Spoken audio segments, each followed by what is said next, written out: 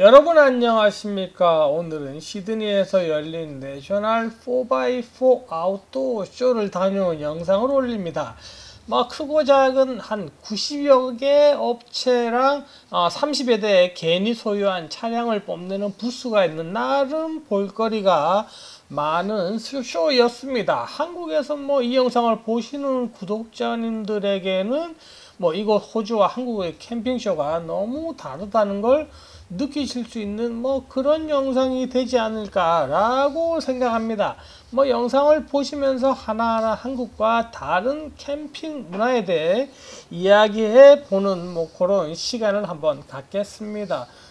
첫 번째로 한국에서 유행인 갬성 캠핑 그런 거 전혀 관계없는 용품들이 대부분입니다. 사실 호주는 일반 수용차가 갈 수 있는 그런 나름 뻔한 유료 캠핑장의 숫자보다 물이나 전기 전혀 공급되지 않는 오지 캠핑이 훨씬 많고, 그리고 캠핑이라면 일반적으로 오지 캠핑이나 아웃백과 같이 누구나 쉽게 구글맵 켜놓고 갈 수 있는 그런 뻔한 캠핑이나 아웃도어가 아니다 보니까 어떻게 보면 장거리 투어에서 진짜 필요한 용품이나 장비로 무장을 해야만 오지 캠핑을 즐길 수 있는 부분이 있다 보니까 갬성을 챙기기보다는 실전에 꼭 필요한 용품과 그런 장거리를 무사히 갈 수 있도록 도와주는 차량 업그레이드 제품이 주를 이룬다 라고 보시면 되겠습니다. 물론 캠프장 도착해가지고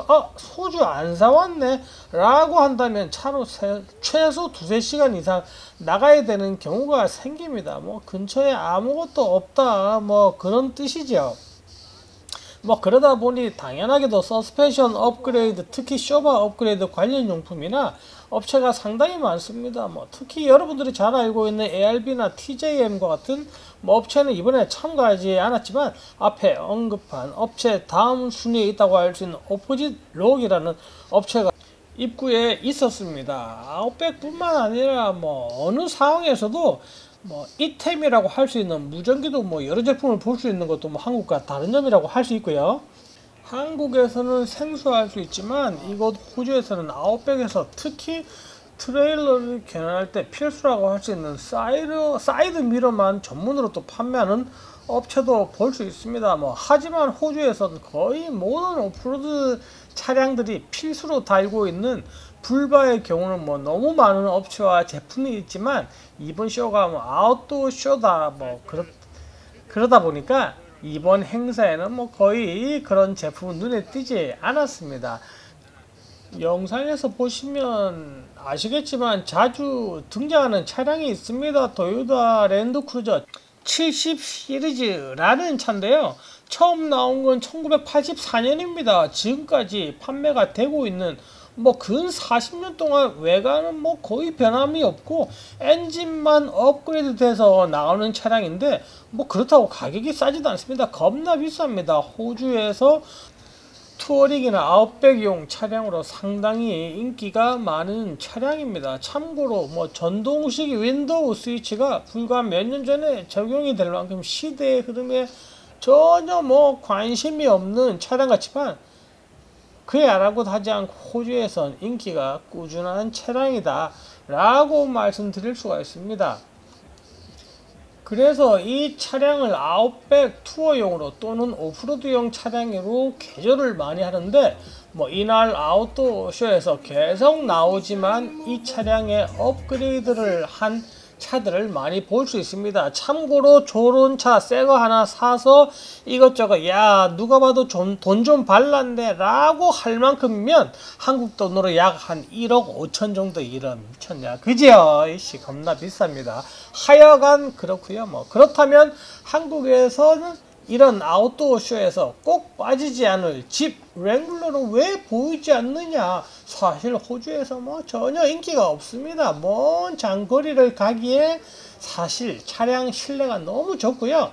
요즘엔 장고장 문제가 많이 나아졌다지만 집과 같은 차량은 여기 시드니에서도 사소한 부품 하나가 없어가지고 미국에서 부품이 오는데 2달이 걸리는 경우가 있다 보니까 사막 한가운데에서 이런 차들이 퍼지면 그냥 버리고 와야죠. 뭐 그러니 가까운 뭐 마실 나가는 뭐 경우가 아니고선 뭐 겁이 나서 못하죠. 그래서 아웃백이라든지 저희들 뭐 우리 클럽 동호회에서도 보시면 아시겠지만은 요런 차들은 뭐 보기 힘들다 라고 말씀을 드릴 수 있습니다. 또 하나 특징적인 건 외근에 뭐 장거리를 달려야 하다 보니까 거의 모든 오프로드 차량들이 디젤 차들이고요. 이런 디젤 차의 연료 필터가 뭐 당연히 달려 있습니다. 그죠? 근데 제뉴온으로 나온 연료 필터보다 더 큰 필터를 또 하나 추가로 장착하는 경우도 뭐 많습니다. 그런 경우가 많다 보니까 아웃백 쇼에서도 이런 제품들을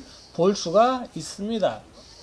그리고 텐트도 하나같이 무슨 뭐 군인 아저씨도 아니고 색깔도 너희끼리하고 뭐 다 그렇습니다. 그죠? 뭐 뭐냐 이거라고 생각하실 수 있는데 뭐 저희들 같이 1박 2일 경우도 그렇지만 아웃백의 경우에는 하루 종일 운전하고 지치는데 언제 뭐 갬성 텐트 타프 치고 알록달록한 전구 담아 달고 못합니다. 그런 거 그죠? 예, 그거 뭐 사진 찍어서 인스타에 올릴 힘이 없습니다. 뭐 자야 되는데 뭐 그거 하고 있어. 그죠?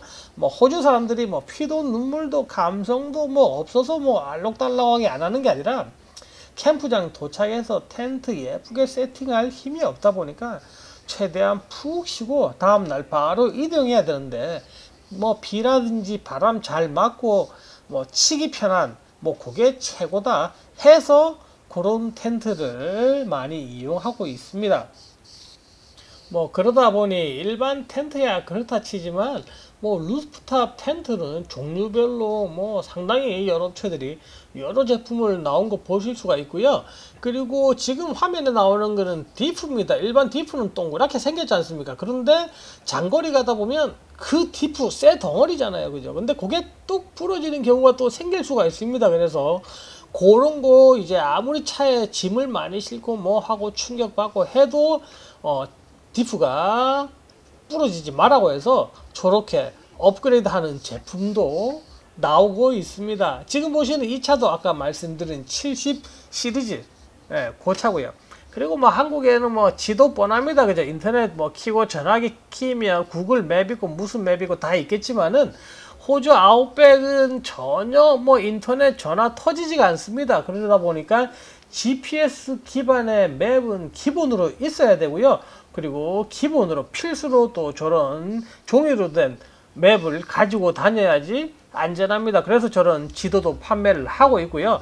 그리고 또 하나 한국과 다른 점은 파워뱅크라고 해서 전기를 아무데나 쓸 수 있는 뭐 그런 제품은 그렇게 흔하지가 않습니다. 왜냐면 단순하게 1박 2박 짧게 어디 갔다 오고 하는 경우가 아니라 뭐 차로 이동을 해야 되고 심야게는 뭐 한 달, 두 달짜리 그런 여행을 그런 투어를 해야 하다 보니까 그런 며칠 쓸 수도 없는 그런 전기보다는 차에서 계속 만들어 써야 되는 상황이죠. 그러다 보니 배터리를 차에 2개를 단다든지 아니면 리튬 이온 배터리로 해서 그걸 충전을 해서 계속 쓸 수 있는 아니면 솔라 파넬을 쓴다든지 해서 계속 전기를 공급할 수 있는 그런 아이디어로 호주에서는 설치를 하고 있습니다.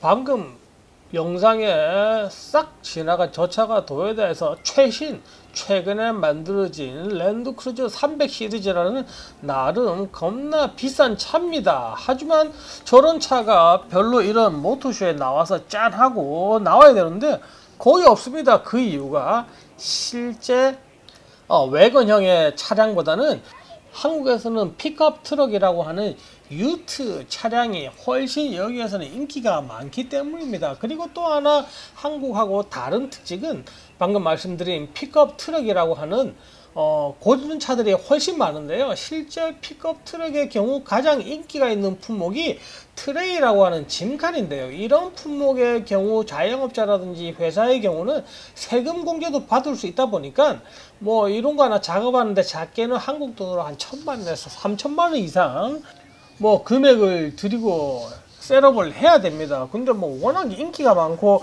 그런 세금 공제도 혜택을 받다 보니까 그걸 개조해서 타는 차량을 뭐 너무 쉽게 볼 수 있고요. 그리고 픽업 트럭이 외건형보다는 세팅하기도 훨씬 쉽고요.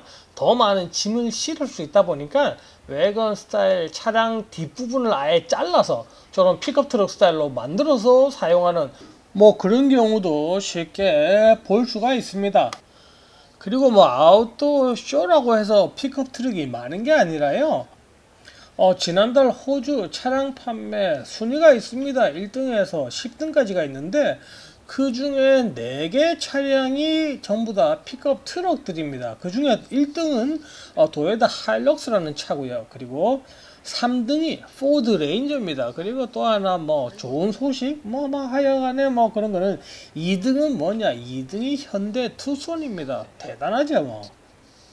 그리고 호주에서는 일반 뭐 트럭이라든지 외건 스타일의 차다 이러면 보통 2명이서 이동을 하는 경우고요. 한 가족이 움직인다라면 뒤에 조그만한 트레일러를 달고 뭐 트레일러가 겁나 멋있고 크다 이러면 나이 드신 노 부부가 정년퇴직하고 구입을 하는 게 어마어마한 사이즈의 트럭이다 라고 생각하시면 되겠습니다. 뭐 나름 한국과 호주의 다른 점을 영상으로 뭐 담아보고 설명을 드렸는데 뭐 재미있었나 모르겠네요. 재미있길 바라며 여기에서 마치겠습니다. 감사합니다.